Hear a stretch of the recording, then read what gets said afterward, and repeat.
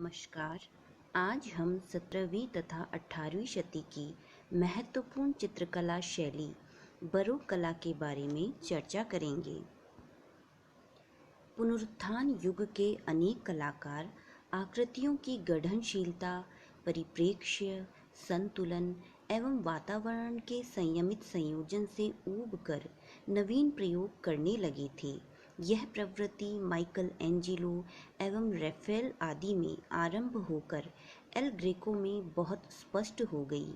इसी प्रवृत्ति ने आगे चलकर एक नवीन शैली को जन्म दिया जिसे बरोक शैली कहा गया है। 17वीं तथा 18वीं शती के को पुनरुत्थान एवं आधुनिक कला के मध्य की कड़ी के रूप में माना जाता है। कुछ विचारकों के अनुसार इस युग में नए सिरे से पुनरुत्थान का प्रयत्न किया गया था, क्योंकि इसमें लगभग वे ही प्रवृत्तियां पुनः दिखाई देती हैं जो पहले के युगों में प्रचलित हो चुकी थी। अन्य शैलियों की भांति इसका भी उद्भव, उत्थान और पतन हुआ।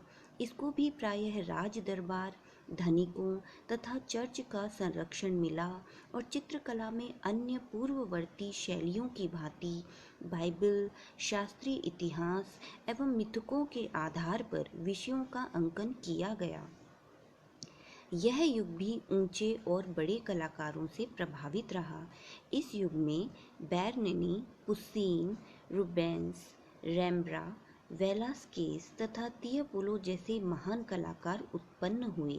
उन्होंने विगत कला के माध्यम से प्राचीन शास्त्रीय कला को पुनः समझने का प्रयत्न किया, विशेषतः रोमन कला को।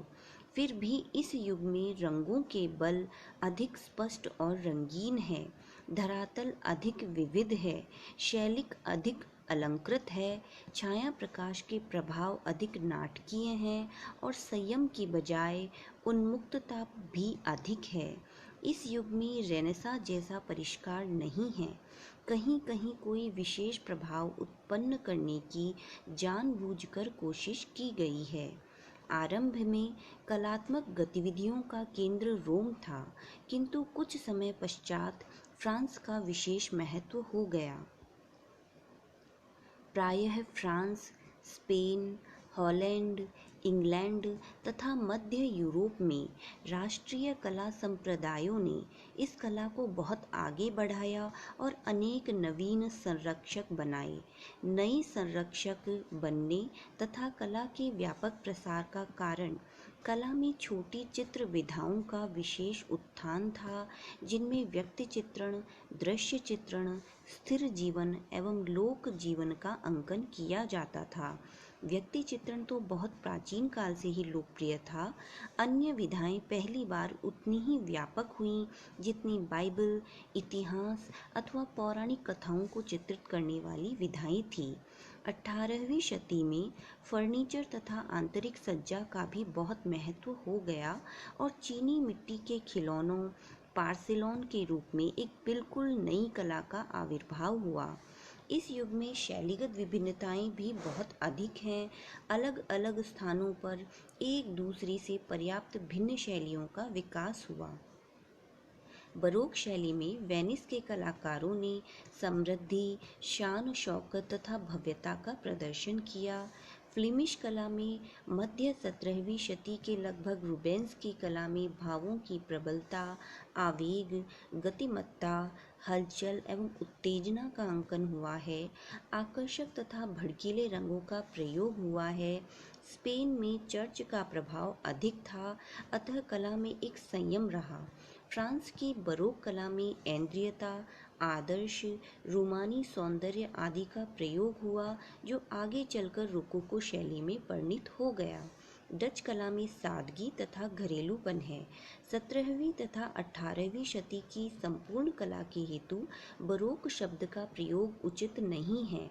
बरोक शैली इस युग की एक प्रधान प्रवृत्ति अवश्य थी। बरोक शब्द का अर्थ है अव्यवस्थित। कुछ समय पूर्व तक बरोक शब्द का प्रयोग एक युग के हेतु किया जाता था, किंतु अब यह केवल एक चित्र शैली के हेतु ही होता है, जो 1600 ईस्वी के लगभग इटली में आरंभ होकर फ्लांडर्स, जर्मनी, मध्य यूरोप, ऑस्ट्रिया, बोहेमिया तथा पोलैंड तथा स्पेन में विशेष रूप से 1750 ईस्वी के लगभग तक चली। अन्य यूरोपीय देशों में भी इसका प्रसार हुआ। इसी समय फ्रांस में शास्त्रीय आंदोलन का आरंभ हुआ। कैरेवेज्जियो आदि हॉलैंड के चित्रकारों ने एक तीसरी शैली में कार्य किया जिसे यथार्थवादी कहा जाता है। बरोक शैली के कुछ तत्वों के समाहार तथा कुछ के विरोध के साथ 18वीं शती में रोकोको नामक शैली उत्पन्न हुई। 1760 ईस्वी तक आते आते शास्त्रीयतावाद ही नव शास्त्रीयतावाद में विलीन हो गया और यह नया आंदोलन बहुत प्रसिद्ध हुआ। इसने बरोक शैली का प्रभुत्व समाप्त कर आधुनिक चित्रकला के हेतु द्वार खोल दिया। इस प्रकार इस युग में क्रमशः अनेक नए आंदोलन उत्तरोत्तर सामने आते गए। 17वीं शती की कलाओं को प्राचीन शास्त्रीय विचारों की पृष्ठभूमि में देखा जाता था और उन्हें श्रेष्ठता तथा निम्नता के एक क्रम में रखा जाता था। प्राचीन ऐतिहासिक तथा धार्मिक आदि विषयों को व्यक्ति, दृश्य अथवा लोक जीवन के विषयों के चित्रों से श्रेष्ठ समझा जाता था। 18वीं शती में इन निम्न विषयों पर भी गंभीरता से विचार किया गया। इस समय सौंदर्य शास्त्रीय विचारधारा का आधार यह था कि चित्र और मूर्ति में आदर्श प्रकृति की अनुकृति की जानी चाहिए, क्योंकि प्लेटो तथा अरस्तु के अनुसार वास्तविक प्रकृति अपूर्ण है। अतः कलाकार का कर्तव्य आदर्श रूपों की रचना करना है। इसके हेतु कलाकार को प्राचीन यूनानी, रोमन कलाकारों से प्रेरणा लेनी चाहिए। पुनरुत्थान युग में इस प्रकार का चित्रकार रफेल था, अतः उससे भी कुछ सीखा जा सकता था। कलाकार को शालीनता का ध्यान रखना चाहिए, अर्थात शैली का निर्धारण विषय वस्तु के अनुसार ही होना चाहिए। बरोक युग के प्रायः सभी कलाकारों ने इन विचारों के प्रति अपनी सहमति प्रकट की, किंतु जहाँ इसी समय के शास्त्रीयतावादी कलाकारों ने आकृति को महत्व दिया, वहाँ बरोक चित्रकारों ने रंग को प्रधान माना। इसके अतिरिक्त बरोक चित्रकारों ने चित्रगत विस्तार का गतिशील प्रयोग एवं आकृतियों की गति और छाया प्रकाश का भी नाटकीय प्रयोग किया, जिनका इन सिद्धांतों में कोई उल्लेख नहीं था। यह होते हुए भी बरोक चित्रकारों ने सौंदर्य का कोई निश्चित लक्ष्य अपने सामने नहीं रखा। 17वीं शती की समाप्ति पर आकृतिवादियों की तुलना में रंगवादी चित्रकारों की विजय हुई और कलाओं में उदार दृष्टिकोण आरंभ हुआ। कला में विविधता, आकर्षण और लावण्य का बोलबाला हुआ। इस प्रवृत्ति का चरम विकास रोकोको शैली में और विरोध नवशास्त्रीयतावाद में दिखाई देता है। बरोक शैली के कुछ प्रमुख चित्रकार हैं। इटली के कैरेवेज्जियो, फ्लांडर्स के पीटर पाल रूबेंस और एंथनी वान डाइक, स्पेन के वेलास्के, म्यूरेल्लो, हॉलैंड के फ्रांस हाल्स, रेम्ब्रांड्ट। बरोक युग की सर्व प्रमुख कला शैली बरोक शैली है। इसकी प्रधान विशेषताएं इस प्रकार हैं। पहली विशेषता संवेग स्पर्शिता। यद्यपि सभी कला शैलियाँ किसी न किसी मात्रा में हमारे संवेगों को स्पर्श करती है, तथापि बरोक शैली संवेग प्रियता को ही अपना आधार मानकर चली है। यही कारण है कि इस शैली में प्रतीक अथवा रहस्यात्मकता का बोध नहीं है और अन्य शैलियों की अपेक्षा सरलता से समझ में आ जाती है। साथ ही यह हमारे मन को तुरंत प्रभावित करती है। बरोक शैली की आकृतियाँ जिस धरातल पर चित्रित की जाती हैं, उसके आकार और दर्शक से उसकी दूरी के अनुसार ही ठीक अनुपात में आकृतियाँ छोटी अथवा बड़ी बनाई जाती हैं। इससे दर्शक को वे एकदम सहज, नॉर्मल प्रतीत होती हैं। छोटे चित्रों में आकृतियाँ अग्रभूमि में ही अंकित की जाती हैं। कैरेवेज्जियो ने इस प्रकार के प्रयोग सर्वप्रथम किए थे। अग्रभूमि में चित्रित होने से आकृतियों की मनस्थिति, चेष्टा और शारीरिक रचना पर हमारा ध्यान अपेक्षाकृत अधिक केंद्रित होता है।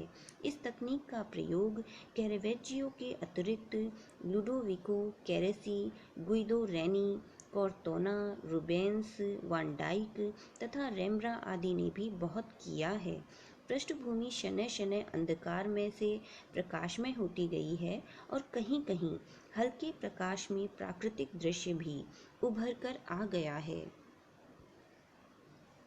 भ्रम 1630 ईस्वी के पश्चात बरोक शैली के चित्रों में अनेक प्रकार से भ्रमात्मकता उत्पन्न करने का प्रयत्न हुआ। छतों में अलंकरण इस प्रकार किए गए कि छतें वास्तविक से अधिक ऊंची लगी। दृश्य चित्रों में प्रकृति के महान विस्तार और दूरी का आभास होने लगा। यह भ्रम बरोक युग की उन्नति के समय ही विशेष रूप से प्रयुक्त किया गया। स्वप्न और दिव्य कल्पना के ऐसे कल्पित दृश्य उपस्थित किए गए जो यथार्थ रूप में घटित नहीं हो सकते थे, किंतु इन्हें ऐसे यथार्थात्मक रूपों में अंकित किया गया कि ये सब वास्तविक प्रतीत होते थे। भ्रम का एक अन्य रूप किसी पदार्थ द्वारा किसी अन्य पदार्थ का भ्रम उत्पन्न करना भी था, जैसे संगमरमर के द्वारा वस्त्रों अथवा केशों आदि का, अथवा चमकदार तांबे के तार से प्रकाश की किरणों का आभास कराना, या फिर चित्र के चारों ओर रंगों द्वारा चित्रित चौखटे से वास्तविक फ्रेम का भ्रम उत्पन्न करना। एक अन्य युक्ति के अनुसार दर्शक को चित्र के वातावरण में सम्मिलित करने का प्रयत्न किया गया। इसके हेतु आकृतियां इस प्रकार अंकित की गई मानो वे चित्र के सीमित क्षेत्र में न समा रही हो, या कि वे चित्र के धरातल के बाहर वास्तविक भूमि पर पदार्पण करना चाहती हो। इस युक्ति का प्रयोग 1590 ईस्वी के लगभग पुनरुत्थान कालीन चित्रकार एल ग्रेको ने आरंभ किया था। रेम्ब्रा के द नाइट वॉच चित्र में इसका अच्छा प्रयोग है। 1603 में रूबेंस ने लर्मा के ड्यूक के व्यक्ति चित्र में भी इस युक्ति को अपनाया था। वन डाइक द्वारा अंकित चार्ल्स प्रथम के अश्वारोही चित्र में इसका चरम विकास हुआ, जहां अश्व को ठीक सामने आते हुए अंकित किया गया है। रेम्ब्रा की अनेक आकृतियां दर्शक की आंखों में गहरी झांकती हैं, मानो वे चित्र को फाड़ कर हमारे संसार में प्रवेश करना चाहती हैं। भ्रम का वास्तविक लक्ष्य किसी चित्र में दृष्टि को आगे पीछे घुमाना और पास तथा दूर की वस्तुओं का संबंध समझाना मात्र है, धोखा नहीं। इस दृष्टि से बरोक आकृतियां आश्चर्यप्रद अधिक हैं, गंभीर और कलात्मक कम। कलाओं का संगम। इस युग की कलाओं ने आपस में एक दूसरी के कार्य के ले लिए और प्रायः सभी कलाएं चित्रकला की ओर मुड़ गई। भवनों में मूर्ति कला का गुण आने लगा और मूर्तियां चित्रों जैसी रंगी जाने लगी। चित्रों में भी आकृतियां तथा बाह्य रेखा के स्थान पर छाया प्रकाश तथा रंगों के प्रभावों पर अधिक ध्यान दिया गया। चित्रों में प्रधान वस्तु केंद्र के निकट बनने लगी। बैरनीकृत संत टेरेसा की दिव्य अनुभूति इस प्रकार की एक महत्वपूर्ण कृति है, जिसमें एक कक्ष में मूर्तियों तथा तांबे की छड़ों आदि के प्रयोग से चित्र जैसा वातावरण का प्रभाव उत्पन्न किया गया है। फव्वारों के दृश्य। बरोक कला में फव्वारों के दृश्यों का बहुत प्रयोग हुआ है। इनमें लहरों तथा फुहारों के अतिरिक्त अनेक प्रकार के विचित्र, काल्पनिक एवं अलंकारिक जल जंतु चित्रित हुए हैं, जो बड़े आकर्षक लगते हैं। यद्यपि फव्वारों का प्रयोग पहले से ही होता था, किंतु इस युग में वे बहुत बड़े बड़े अंकित होने लगे। मंचीय दृश्यात्मकता। इस शैली में इस प्रकार के विशुद्ध मंचीय दृश्यात्मक प्रभावों का भी बहुत प्रचार हुआ, जिनमें केवल दरवाजों, स्तंभों, मेहराबों तथा खिड़कियों आदि से किसी विशाल भवन अथवा हॉल आदि का दृश्य प्रस्तुत किया जाता था। भड़कीली तथा आकर्षक रंग योजना। बरोक कलाकारों ने अपने चित्रों में बहुत भड़कीले एवं चमकदार रंगों का प्रयोग किया है। भवनों में रंगीन संगमरमर, अलंकृत फर्नीचर एवं चमकीली धातुओं से बनी वस्तुओं को इस प्रकार सजाया गया है कि संपूर्ण वातावरण बड़ा ही भव्य और आलीशान प्रतीत होता है। बरोक चित्रकारों की अधिकांश आकृतियां भी शान शौकत से परिपूर्ण हैं। उनके वस्त्र, आभूषण, केश विन्यास, चाल ढाल सभी शानदार हैं। इसके हेतु उन्होंने वेनिस की कला से प्रेरणा भी ली है। इसमें भी टीशियन का प्रभाव सर्वाधिक है। रंग से भरी चौड़ी तुलिका का मुक्त प्रयोग इसमें बहुत सहायक हुआ है। इस युग में तुलिका का सर्वोत्तम कार्य रैम्ब्रा ने किया है। नाटकीय छाया प्रकाश। बरोक चित्रकारों ने प्रकाश तथा छाया का नाटकीय एवं मनोवैज्ञानिक प्रयोग किया है। बरोक चित्रों में पृष्ठभूमियाँ प्रायः अंधकारपूर्ण हैं, फिर भी उनके रंग बहुत चमकीले हैं। चित्र संयोजन के महत्वपूर्ण स्थान पर अंकित आकृतियाँ प्रकाश युक्त बनाई गई हैं। यह प्रकाश आवश्यकतानुसार तीव्र या कोमल है।